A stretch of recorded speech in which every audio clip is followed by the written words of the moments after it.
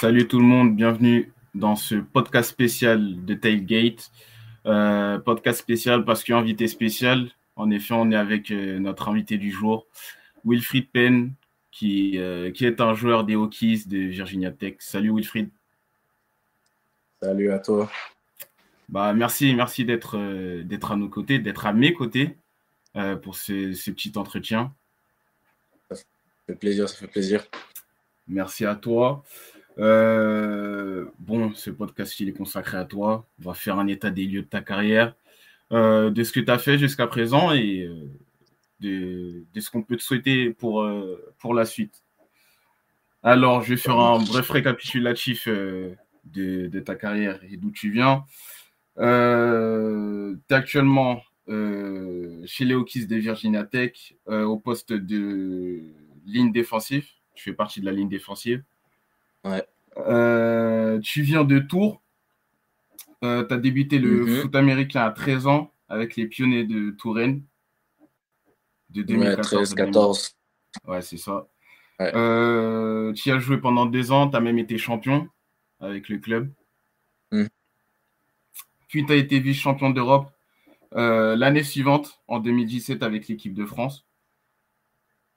Tu rejoins les Spartiates d'Amiens où tu as effectué 2 saisons là-bas également, de 2016 à 2018.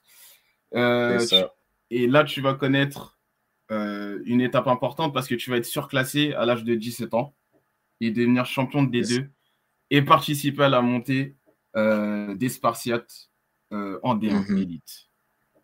Et après ça, tu t'envoles pour les États-Unis, le Connecticut où tu vas jouer 2 ans pour le collège STM de 2018 à 2020.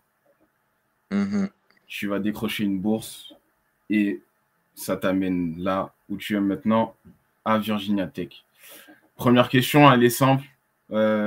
Comment tu vas? Écoute, ça va, hein. Franchement, un peu fatigué, la reprise ici, etc. Mais sinon, ça va. Ça va. Première question, elle est simple. Enfin, simple pour moi, peut-être pas pour toi. Comment t'es tombé amoureux du football américain? Parce qu'on sait que c'est pas une discipline qui n'est pas très regardée en France, même si ça se développe petit à petit au fur et à mesure des années. Mais elle n'est pas tant pratiquée. C'est ça, c'est... Comment... J'étais jeune, hein. Entre guillemets, l'amour de ce sport est arrivé. Je regardais de temps en temps des petits YouTube, trucs comme ça. Mais après, voilà, ça a vraiment où j'ai mis les pieds sur le terrain et que l'un de mes coachs un jour a mis l'équipement et parce que j'étais un peu, voilà, j'étais déjà un peu plus balèze, j'avais un peu la grande bouche dans mon club.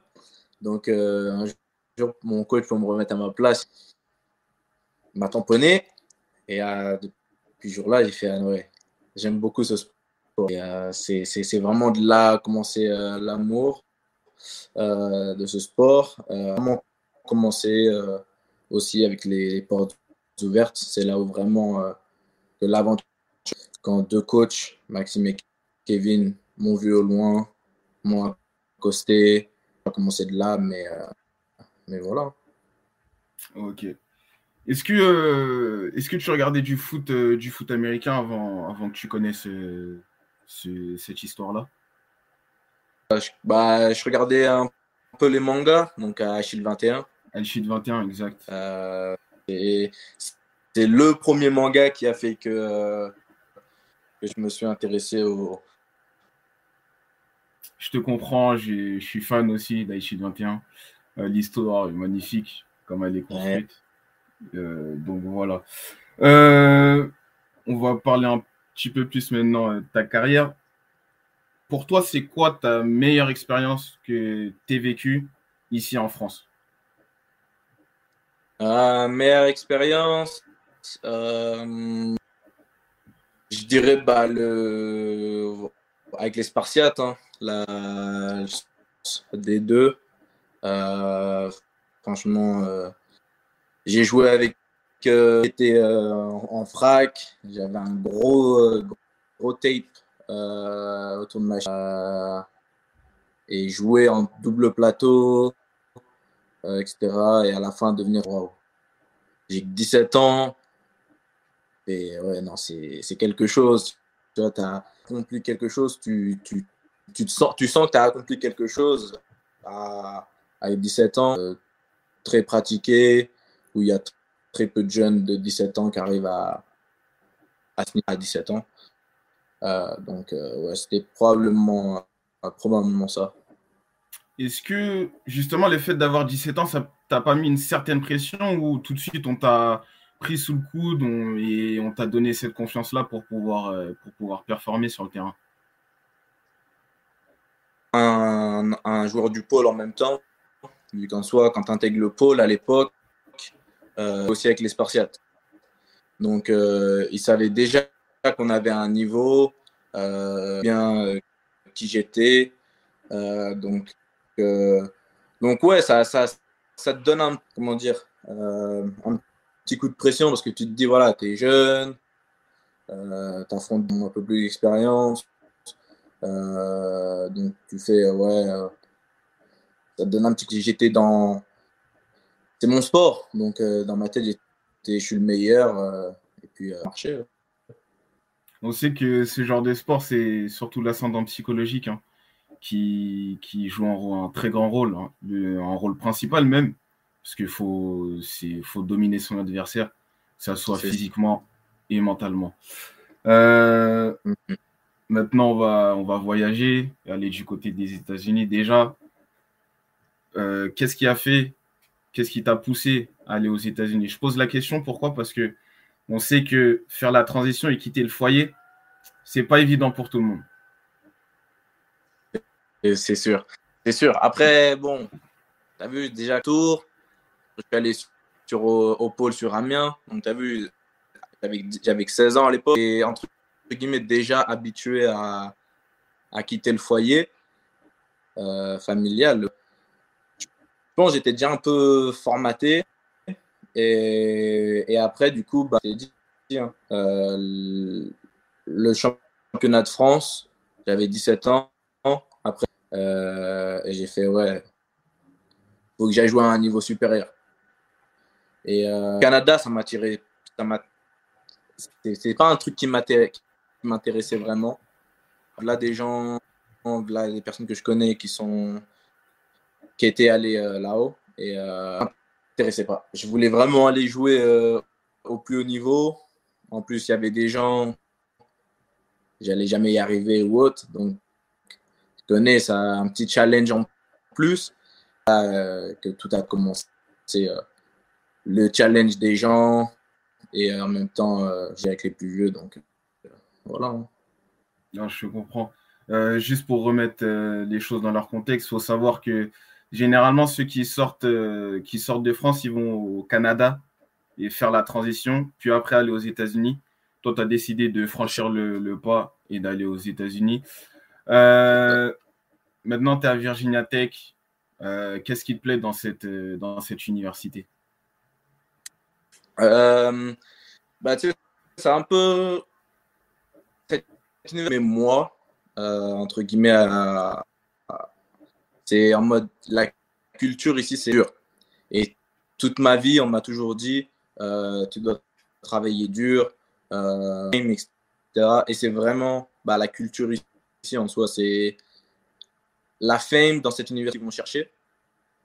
Ils sont pas là, genre, c'est pas les Alabama. Tu sais, c'est pas l'équipe qui va vraiment poster des trucs de fou. Ouais, c'est pas l'équipe flashy, quoi.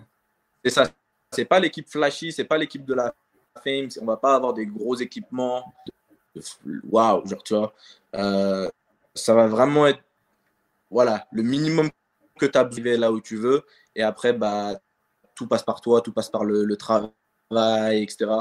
Donc, je pense que c'est ça que j'aime le plus dans cette école. C'est vraiment bah, sur comment je suis de base, le travail, etc. Donc ouais. La première image qui t'a marqué quand tu arrives justement à Virginia Tech? La je me suis dit tout de suite, c'est vraiment comme dans les films. C'est les grands stadiums, les étudiants partout, euh, les, euh, les sororités, trucs comme ça. Tu te dis, ah ouais, c'est vraiment comme dans les films. C'est quoi la capacité du stade? Du coup, de à peu près, je crois que c'est 70 000 personnes, un truc dans le genre. Ouais, c'est sûr que ça fait un sacré choc entre la France et les États-Unis. Ah ouais, ça, le premier jour, ah, t'es fou, ça. T'arrives dans le tunnel et là, tu vois le stadium, il est full. Tu as un peu les frissons, t'as la chair de... C'est un feeling incroyable. J'imagine. Est-ce que tu as eu des soucis d'intégration, c'est-à-dire avec la barrière de la langue ou l'habilitation? Ouais, c'est la barrière de la langue, ça s'est fait au début. Cool, dans le Connecticut.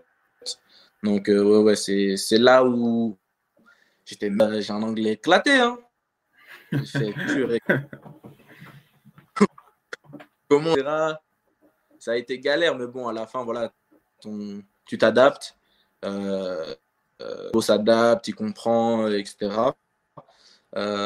Et après, du coup, arrivé en université, je suis arrivé en retard en plus, vu qu'il y avait l'époque du Covid. Donc, c'est pareil que, voilà, que je prouve. Mais en vrai, l'adaptation s'est fait plutôt vite. Je connaissais même pas les joueurs dans l'équipe. Et je suis à peine arrivé, il me disait, ah, c'est toi le français, etc. Bienvenue, ta. L'intégration se fait plutôt bien, du coup. Et après, tu connais, hein, c'est là que vraiment ils vont te juger. Et même nous, même en tant qu'un un peu plus ancien que voilà, on juge les nouveaux vont s'entraîner, comment ils jouent, etc. Donc, avant ça, on les intègre comme il faut. Donc, c'est ce qu'ils ont fait avec moi. Et puis voilà. Est-ce que tu peux expliquer un peu à ceux qui nous écoutent le quotidien d'un étudiant en université? À quelle heure il se lève, comment il constitue sa journée, où il vit aussi? Du coup, tu vas avoir à peu près trois en tant qu'étudiant athlète. Donc, phase, on va commencer par exemple par l'hiver. Donc, la saison d'hiver, c'est très tôt le matin. C'est les pires. C'est la pré-saison d'hiver en hiver. Pire, c'est tu te lèves sur les coups de 4 heures du matin. Dans l'indoor, etc. Il est 5 heures du matin. Et là, boum, de la course, etc. Ça dure pour 1 heure à peu près. Une séance de muscu. Après ça, vers les coups de 10 heures, pour, donc de 10 heures à peu près midi. Et après ça, ça dépend des jours. Des fois, j'ai classe, des fois, j'ai pas classe l'après-midi. Donc ça c'est typique du winter workout. On va rentrer dans la phase de spring.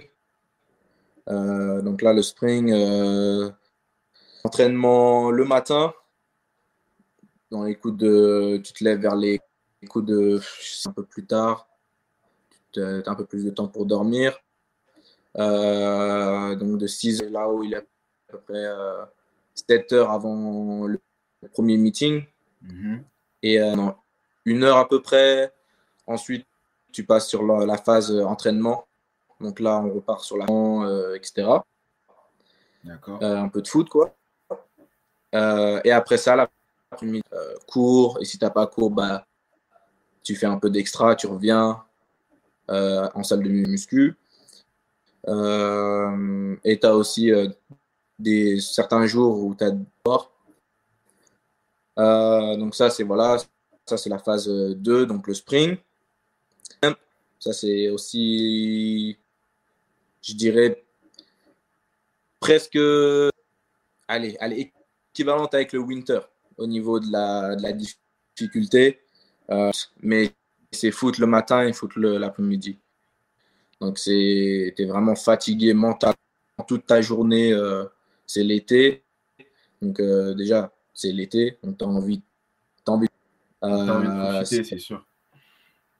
c'est ça. Et tu peux pas. Parce que tu as entraînement le matin, à peu près 3 heures de pause. Et tu as entraînement encore l'après-midi. Donc, ça, c'est vraiment dur, mais c'est plus dur mentalement que Winter, qui est un peu plus dur physiquement que mentalement. Et après ça, bah, du coup, après, donc l'été, par contre, je reviens sur l'été. L'été, tu n'as pas de cours en général, mais c'est en ligne en général. Et du coup, après, ensuite, tu arrives durant la phase de saison. Donc, c'est là où tu as entraînement soit le matin, soit l'après-midi. Ça dépend du coach. S'il préfère faire la saison en mode entraînement le matin ou entraînement l'après-midi, ça va être en fonction de ça. Tu vas avoir soit les cours le matin, soit les cours l'après-midi. Donc voilà. Vraiment des complets, chargés. C'est pas mentalement et physiquement. Ok, ça marche. Bah, en tout cas, tu as été très complet. Merci à toi. Là, on va passer à la partie qui m'intéresse le plus, c'est-à-dire le jeu. Le jeu tel quel. Comment tu décrirais ton équipe, celle des Hokies de Virginia Tech? Est-ce que vous êtes plutôt une équipe défensive, offensive? Quel jeu vous prenez? Défensive. Ok, vas-y, je te laisse. Je te laisse. J'ai capté où t'en venais. Ouais, non, franchement, on est une équipe défensive. Même les fans, ils vont te le dire. Genre, quand ils viennent nous voir, ils viennent pas forcément voir l'offense. Ils viennent et les contacts. Que tu te dis, dans l'histoire, voilà, on a eu des gros joueurs. Donc, c'est des mecs, si tu vas regarder ça sur YouTube, ça fait des camp bang bang. C'est juste une défense solide. On aime voir des gros contacts, des grands tampons. Et après, par exemple, cette année, on était plus basé voilà, sur une équipe qui. Bon, si tu cours avec nous, c'est impossible. C'est notre mentalité. Vraiment pas de d'essayer d'avoir le moins de courses possible. Ça marche pas. Soit la préparation était moins bonne ou autre, mais c'est vraiment d'arrêter le run en priorité. C'est ça. Justement, on sait que le football américain, ça requiert beaucoup de tactique. Et on sait qu'il y a des centaines, voire des milliers de tactiques à retenir. Est-ce que toi, déjà avec la barrière de la langue, est-ce que c'est pas quelque chose qui t'a fait peur quand tu es arrivé? En soi, j'ai une très bonne mémoire. Donc, même si j'ai une. Surtout. Donc, en soi, tu vois, les jeux, voilà, ils sont dessinés, ils nous les montrent, nous, on les dessine après, attaque, on les note. Donc, en soi, au niveau du nom, de la prononciation, quand les joueurs, des fois, quand il y a deux mots un peu similaires qui vont être appelés en même temps ou l'un après l'autre, je vais faire attends, t'as dit quoi là? C'était vraiment plus au niveau des noms. Après, en soi, l'apprentissage, non, bonne mémoire sur ça, donc ça allait en soi. Est-ce que dans toutes ces tactiques que vous apprenez, est-ce que le coach, parce on connaît, il y a des coachs très pragmatiques, d'autres très dogmatiques. Est-ce qu'il y a des coachs qui vous laissent cette part d'instinct? C'est-à-dire, dès que tu sens le joueur, tu sais la course du joueur, tu connais la course du joueur, même si ce n'était pas prévu que tu fasses cet acte-là, ce jeu-là, tu y vas pour le plaquer et l'arrêter et qu'il fasse le moins de yards possible. Est-ce qu'il y a cette part d'instinct-là qui est laissée par le coach? Ouais. Du coup, tu vas avoir certains certains jeux, ça que quand tu arrives à ce niveau-là, c'est comme les jeux d'échecs. Donc, quand tu arrives à ce niveau-là, ton coach, il y a des jeux qu'il faut que tu respectes à 100%. Surtout en D-line, il y a des jeux que tu es obligé de respecter. Mais il y a des jeux après, bon, si ça arrive, tu peux faire ça. Je t'en voudrais pas. Parce qu'on est surtout une défense qui attaque et réacte. Et non pas l'inverse. Non pas. C'est vraiment, on est basé sur l'attaque en premier et après la réaction en deuxième.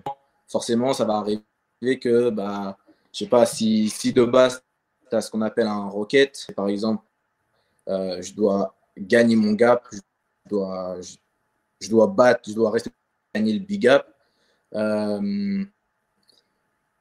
Voilà, donc je vais tout droit, je fonce d'un seul coup, je sais pas, moi, ils virent tous à droite, et moi j'étais à droite. Si je fais ça, à tout moment, soit oui, je vais être toujours dans le big gap, soit je serai dans le A gap. Ça va bouger, mais dans ma tête, je dois aller tout droit. Donc là, c'est à moi de réagir à boum, je suis dans le A gap. Il faut tout de suite que j'arrive à repartir et à rediriger tout droit pour pas qu'ils m'embarquent avec eux, etc. Ou que je me fasse laver, etc. Tu vas avoir des jeux, ouais, libres, où tu es libre, et tu as des jeux où non. Par contre, il faut que tu sois. Faut que tu respectes. Donc, c'est du 50-50. Est-ce que tu as des petites techniques, des petites astuces, par exemple, pour éviter le hors-jeu? Parce qu'on en voit très souvent en NFL ou même dans les championnats universitaires, on en voit très souvent. Est-ce que tu as ta petite technique? Tu n'es pas obligé de la dévoiler, mais est-ce que tu en as une pour éviter ça? Comme ça, là? Ouais. Ouais, souvent, ce que j'essaie de faire, toi, tu sais, il y a plein de D-line, ils vont te le dire. J'essaie d'anticiper le compte. C'est-à-dire que, par exemple, sur les 3 premières actions, je vais être là, je vais essayer d'écouter ce que le quarterback et je vais essayer de voir à quel moment la balle bouge en même temps qu'il parle. Que quand il dit ready, ready, c'est up. Est-ce que c'est vraiment fast? Est-ce que c'est tout de suite sur le hut balle ou est-ce que c'est hut et le line après il attend à peu près une seconde et les petits trucs comme ça, même sur la D-line, sur le bench, après on essaie de se le dire entre nous. Par exemple, bleu 22, et dès qu'il va dire set hut, la balle part tout de suite. Et on essaie de se donner des techniques comme ça, pour le compte qui va faire qu'on va faux start ou pas. Et après, même la liberté de faire des faux starts selon la situation où on est. Si c'est. Il y a très peu de teams qui vont faire un double décompte. Donc, sa mère, hein, s'ils font un... sur le premier jeu, notre coach, t'es prêt à partir, etc. Et, donc, après, par contre, et deux, et que là, par contre, tu fais au start. Bon, là, par contre, il le dit, t'es dedans. Forcément, ils vont faire un compte sur 2 pour essayer de justement pour gagner la première. Donc, et après, c'est etc. aussi. Donc, faut voir tout ça. Est-ce que tu as déjà connu un match où tu n'étais pas dedans et où tu as été dominé par ton adversaire direct? Il y a eu un match où je me suis fait dominer. Par contre, oui, j'ai eu un match mentalement, j'étais pas là. C'était l'année dernière contre ODU qu'on a eu l'année dernière. Voilà, j'avais une conversation avec le coach, donc tu vois, je me suis dit pas. Je sais que je vais avoir pas mal de temps de jeu, je sais que tu as et il s'est passé le contraire. il s'est passé très peu de jeu, très peu de temps de jeu. Je rentrais, je sortais. Et du coup, tout le match, j'étais frustré. Tout le match, j'ai fait de la merde. J'ai fait vraiment pas. J'étais hors de mon match. Donc, Tu t'es quand tu es dit hors de qu'est-ce qui se passe? pourquoi mon coach il me fait pas jouer? Kakaki. Et, mais bon, ça s'est passé un peu comme ça toute la saison. Mais après, voilà, après, comprendre aussi un peu le système. Faut, voilà, hein, genre des fois, ce que tu veux. Quand tu m'envoies sur le terrain, je ferai mon mieux. Je ferai le mieux que je peux. Et puis voilà. Faut vraiment pas se laisser dominer par ses émotions. Même si franchement, c'est. Si tu as 5 matchs, si tu as 5 games dans le match, prends ces 5 snaps et fais de ton mieux. Genre, fais 5 actions, 5 plaquages. C'est. Faut pas que tu te dises, ah, je n'ai pas pu faire de plaquage, c'est pas grave. Fais de ton mieux à chaque action. Si tu en as que 5, tu en as que 5. Basta. Puis vers la fin, alors qu'au début, j'étais un peu, voilà, je me suis dit, j'ai travaillé toute une off-season et à la fin, je joue très peu. Donc, au début de saison, j'étais très frustré par rapport à tout ça. J'ai réalisé que ça en valait pas la peine. Parce que je sors de mon match, etc. Donc voilà. Est-ce que tu te projettes un peu à l'avenir et est-ce que tu souhaites viser la NFL plus tard? Ah ouais, hein. C'est le but, c'est l'objectif là, sur prochaine. Donc pour la draft 2024 ou 2025. Ces deux drafts-là, euh, on essaie de bosser pour là. Est-ce que tu as déjà établi un plan de carrière? Je sais que quand on est petit, on aime bien faire un schéma et se dire, ouais, je vais jouer là à tel moment de ma carrière, puis je vais jouer là à tel âge. Est-ce que toi, tu as déjà un plan préétabli? Euh, Bah après, tu vois, le plan préétabli, je vais pas te mentir, de base. Parce que de base, j'étais tight end. Ensuite, du coup, ils m'ont bougé en tant que dealer. Ça a changé un peu tous mes plans. Mais ouais, là, entre l'année dernière et cette année, ouais, j'ai mes plans d'été entre, voilà, si je pars en NFL, si je pars pas en NFL, les plans de carrière d'après. J'essaie de voir et de choper toutes les informations que j'ai pour justement que tous mes petits plans de carrière suite. Ouais, on explique hein, à ceux qui nous écoutent, à nos auditeurs, que faut savoir que ces mecs-là, ils travaillent d'arrache-pied tous les jours. Et vraiment, c'est un all-in qu'ils font. C'est-à-dire qu'ils peuvent tout perdre du jour au lendemain. Et c'est vraiment Mhm. un sacrifice très gros qu'ils font. Donc déjà, chapeau à Wilfried de le faire. Et on espère tout le meilleur et que ça va payer. On va Ouais. revenir un peu sur la saison NFL. Je pense que tu as suivi un peu. Je pense que t'as suivi. Déjà, est-ce que tu as une équipe préférée en général en NFL? À l'époque, ouais. Quand j'étais encore en France, si j'avais commencé un peu à jouer au foot, ouais, si je jouais au foot à cette époque-là. Euh, à l'époque, quand justement ils étaient allés au Super Bowl contre les Patriots, Lynch, il y avait toute la LOB, donc les Cam Chancellor, Sherman, toute une défense incroyable, un running back incroyable. Donc, ouais, c'était probablement mon équipe favorite de l'époque. Oui, j'ai vraiment pas d'équipe favorite depuis, en soi. J'ai l'équipe qui gagne.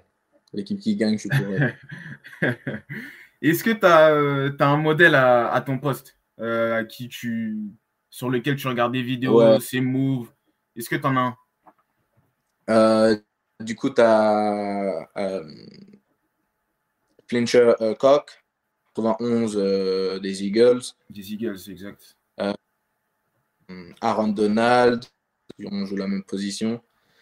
Ouais, ça va être à peu près ces deux. Et mince, j'ai oublié son prénom.